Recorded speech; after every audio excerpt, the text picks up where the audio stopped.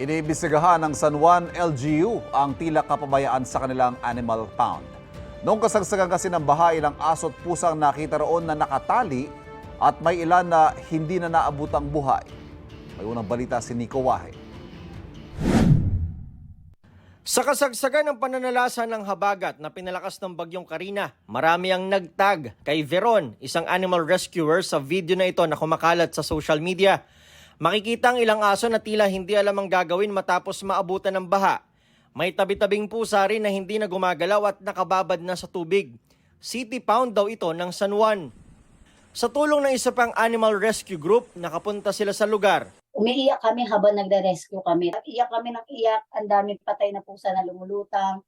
Merong pusa doon na kahit lunod na siya, try niya i-survive yung sarili niya, critical na siya, nagbibigay pa kami ng first aid agad, nag-try kami ng manual CPR sa kanila.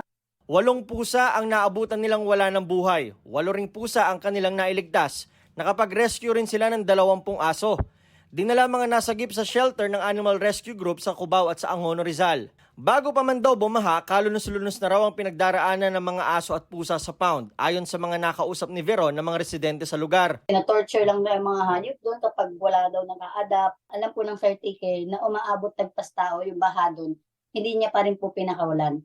Kinumpirma ng LGU ng San Juan City na kanila ang pound.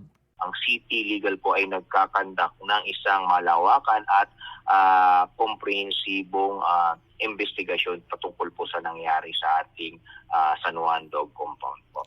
Unang beses daw itong nangyari, pero sinisiguro raw nilang may mananagot pag may nakitang kapabayaan at kung mapapatunayan din na may nangyayaring pang-torture sa mga hayop doon. Hopefully sana hindi ito ay just an isolations, but we will try to investigate. We will hold any employees, officers ng city government na mapapatunayan natin na hindi tumalimas sa kanilang mga obligasyon.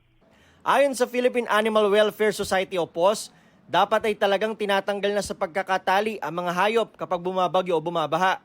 Wag na wag silang iiwan sa cage o nakatali. May greater responsibility ang mga city pounds over and above individuals and private citizens. Kasi sila yung in charge dun sa animal control facility. Nagpapasalamat naman ang San Juan LGU sa mga nag-rescue sa mga hayop sa City Pound.